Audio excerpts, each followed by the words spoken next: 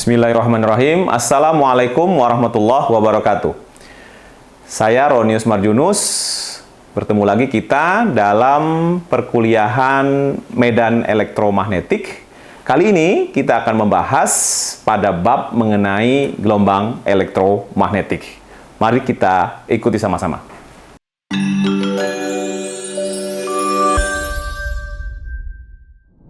Baik, kawan-kawan mahasiswa, sejauh ini kawan-kawan semua sudah belajar ya dalam kuliah medan elektromagnetik ini, yaitu sudah pernah belajar pada bagian kelistrikan. Kemudian kita juga sudah belajar pada bagian kemagnetan. Nah, sekarang kita akan bahas gabungan dari keduanya, yaitu pada bab mengenai gelombang elektromagnetik. Nah, gelombang elektromagnetik itu sebenarnya sudah ada di alam semesta ini sejak pertama kali alam semesta diciptakan. Tapi manusia itu baru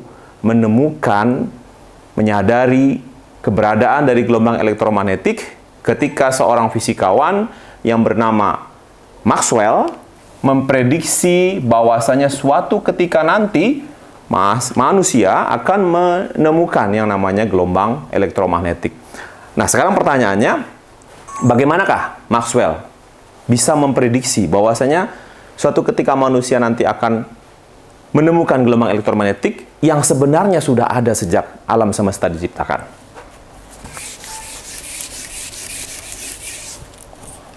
Kita akan bahas materi ini.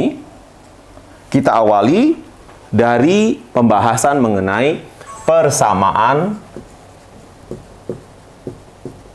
Maxwell. Nah, apakah itu persamaan Maxwell?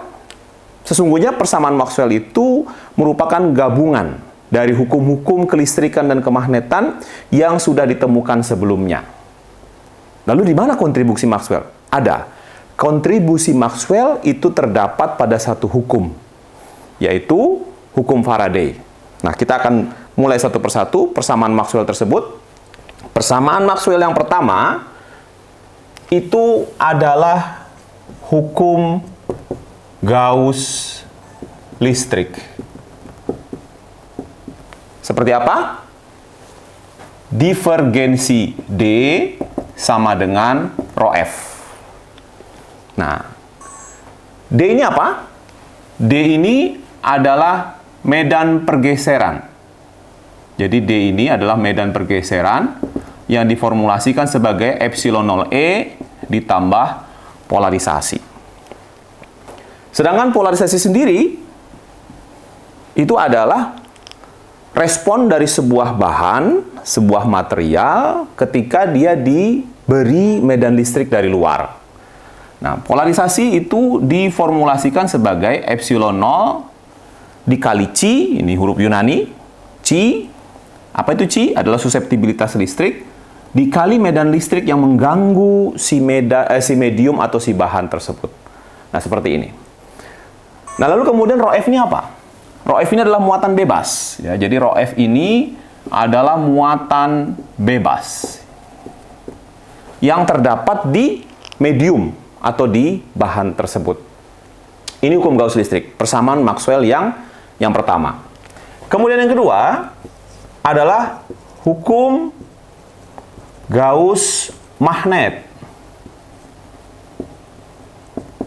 Nah, hukum Gauss magnet bentuknya adalah divergensi B sama dengan 0. Nah, ini dua hukum yang mengawali pembahasan kita pada bab mengenai gelombang elektromagnetik ini.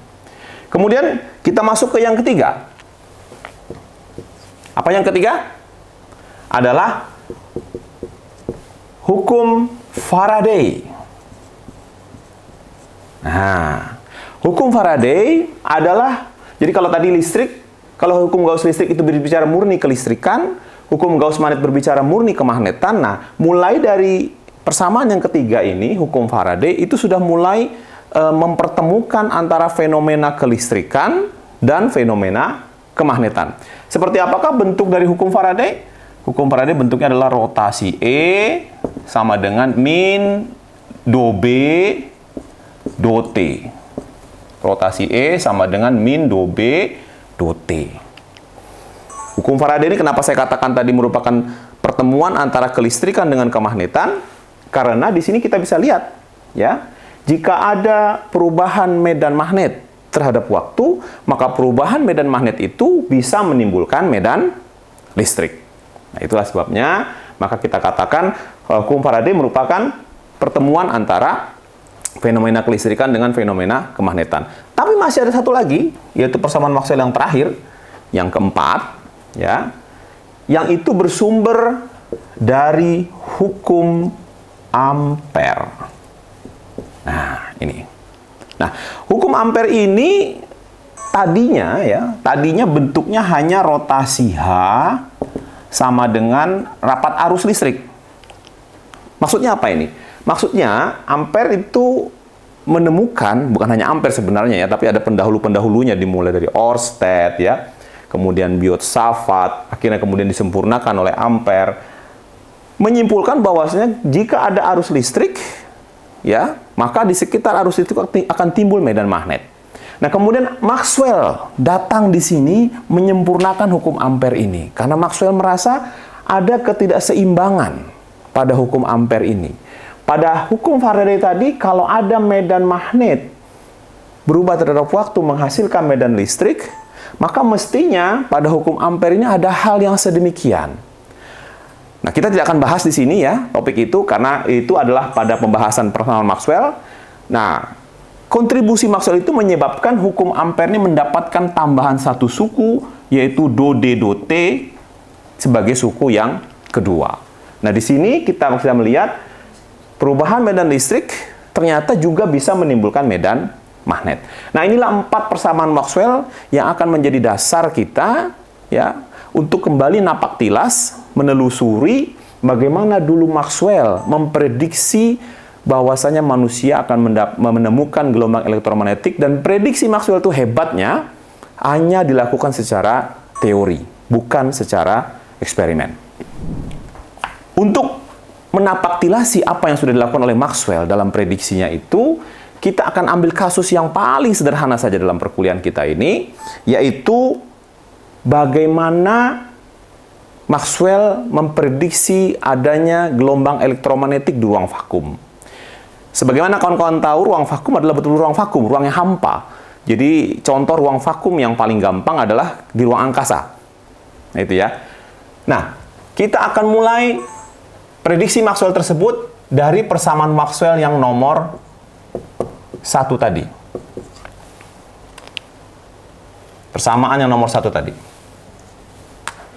Ya. Yaitu apa tadi? Divergensi D sama dengan rho F. Kita harus definisikan dulu ciri-ciri ruang vakum. Namanya ruang vakum, ruang hampa ya. Apa saja cirinya? Pertama, di ruang vakum tidak ada muatan bebas.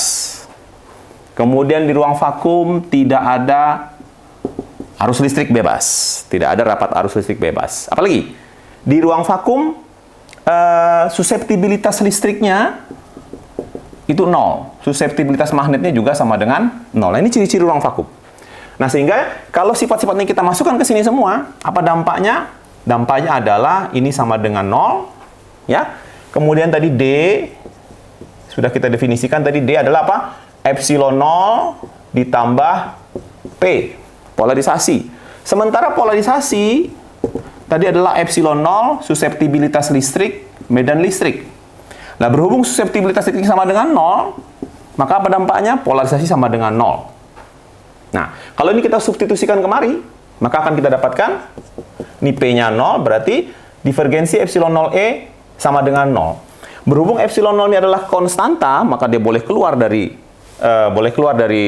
proses divergensi ini menjadi epsilon 0 divergensi E sama dengan 0. Karena ini konstanta, kita bisa bagi semuanya dengan epsilon 0, maka kita akan dapatkan divergensi E sama dengan 0. Nah, ini kita dapatkan persamaan Maxwell untuk ruang vakum, untuk persamaan yang pertama. Sekarang, kita ambil lagi persamaan yang kedua tadi. Persamaan yang kedua. Apa tadi? Persamaan yang kedua, divergensi B sama dengan 0. Tadi kita sudah definisikan B sama dengan mu 0 dikali H ditambah M. M ini adalah magnetisasi.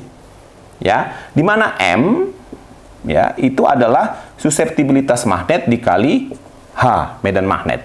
Berhubung suseptibilitasnya sama dengan 0, nah, maka kita bisa simpulkan bahwasanya B di sini untuk ruang vakum sama dengan mu 0 dikali H. Kita masukkan B sama dengan mu 0 dikali H ke sini. Apa yang terjadi? Seperti ini. Sama kayak tadi, ini karena dia konstanta, dia boleh keluar dari proses divergensi. Seperti itu.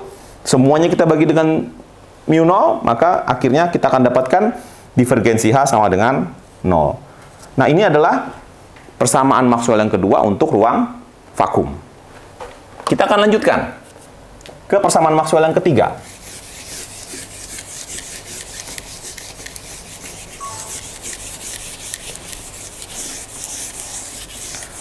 Persamaan Maxwell yang ketiga, apa tadi? Persamaan yang ketiga, rotasi E sama dengan min do B do T. Ya. Tadi kita sudah dapatkan B sama dengan mu 0 dikali H untuk ruang vakum. Kita masukkan ke sini, kita substitusikan apa yang terjadi? Min do mu 0 H per do T sehingga sama dengan minus mu 0 do H do T. Nah, ini menjadi persamaan Maxwell yang ketiga untuk ruang vakum. Sedangkan persamaan Maxwell yang keempat untuk ruang vakum tadi apa? Rotasi H sama dengan JF ditambah do D do T. Tadi sudah kita dapatkan D-nya sama dengan epsilon 0E, kalau kawan-kawan ingat. Sedangkan JF-nya sama dengan 0. Ya. Sehingga apa yang kita dapatkan? Kita dapatkanlah persamaan Maxwell yang keempat. Bentuknya adalah do, D-nya isikan ke sini epsilon 0E per do T, ya. Nah, karena ini epsilon 0 adalah konstanta, maka kita bisa keluarkan si epsilon 0 ini. Sehingga bentuknya menjadi epsilon 0 do E do T. Nah, ini adalah persamaan Maxwell yang keempat. Nah, sekarang kita sudah punya modal untuk memformulasikan gelombang elektromagnetik di ruang vakum menggunakan 4 persamaan Maxwell yang sekarang sudah untuk di ruang vakum. Nah, sekarang mari kita sedikit lagi akan menuju apa yang sudah ditemukan oleh Maxwell dahulu ketika beliau berhasil memprediksikan gelombang elektromagnetik di ruang vakum tersebut. Saya akan tuliskan lagi rangkumannya di sini. Ya, rangkumannya persamaan Maxwell di ruang vakum, yaitu apa saja tadi? Yang pertama, divergensi E sama dengan 0, divergensi B sama dengan 0, divergensi H, sama dengan 0, ya. Kemudian yang ketiga apa lagi tadi? Rotasi E, ya, sama dengan minus mu 0 do H do T. Kemudian yang keempat, rotasi H sama dengan apa tadi? Epsilon 0 do E do T. Nah, sekarang kita ikuti langkah-langkah yang dilakukan oleh Maxwell waktu itu. Bagaimana? Kita mulai dari persamaan nomor 3. Jadi dari sini saya bagi 2, ya.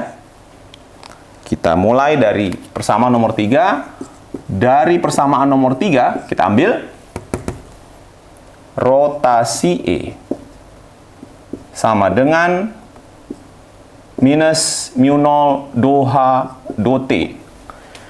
Kita lakukan sedikit manipulasi matematik di sini. Kita rotasikan yang ruas kiri, gitu ya. Otomatis ruas kanan juga ikut kita rotasikan. Nah, apa yang terjadi di ruas kiri? Secara ilmu vektor, ruas kiri ini akan menjadi gradien divergensi E minus nabla kuadrat E. Sedangkan yang ruas kanan ini kita keluarkan konstantanya minus mu 0 keluar. Kemudian rotasi ini kita dorong ke dalam. Maka kita akan dapatkan rotasi H. Seperti itu. Nah, rotasi H. Siapa rotasi H? Ini rotasi H ada di sini.